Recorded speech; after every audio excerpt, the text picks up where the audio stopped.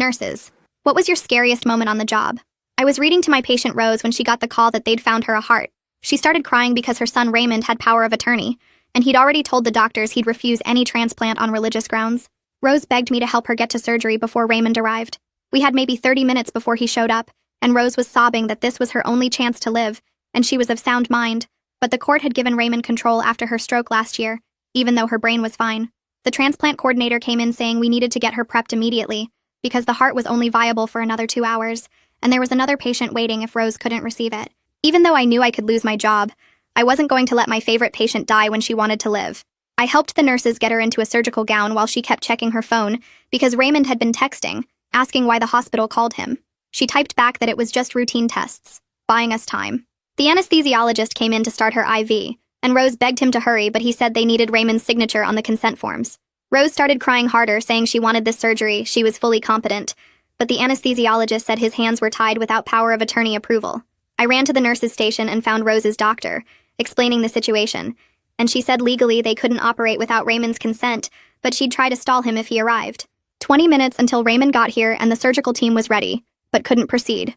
Rose was getting her IV placed and kept saying, "Please, I want to live." The charge nurse had an idea and moved Rose to a different room, hoping Raymond would go to her old room first and buy us time. We'd just gotten her settled when we heard Raymond's voice in the hallway, demanding to know where his mother was. The charge nurse intercepted him and said Rose was getting some tests done, and led him to the empty old room. We could hear him getting angry about the empty bed. The transplant surgeon arrived saying we had 90 minutes before the heart wouldn't be viable, and asked where we were with consent. Rose begged her to just do it anyway, but the surgeon said she'd lose her license.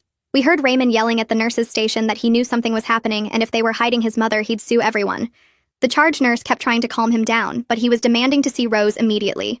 I stepped into the hallway to try to distract him, saying I'd just seen Rose and she was getting an x-ray. Totally routine. Raymond recognized me from previous visits and grabbed my arm, demanding I take him to her right now. I said the x-ray department was backed up and it would be at least an hour, but he didn't believe me. He started checking every room while I followed, trying to slow him down with questions about his day, but he was getting more aggressive with each empty room.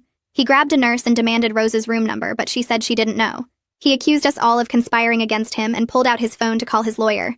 Meanwhile, the heart was sitting in a cooler, losing viability by the minute. The transplant coordinator told me we had 60 minutes before they'd have to give the heart to the other patient. I went back to Rose's new room where she was fully prepped for surgery, but couldn't go anywhere. Raymond's voice was getting closer as he worked his way down the hall, now threatening to call the police if someone didn't produce his mother immediately. The surgeon came back and said the other patient was being prepped now because we were running out of time. Rose begged me to forge Raymond's signature, but the surgeon said they'd verify it with him anyway. Suddenly, Raymond appeared in the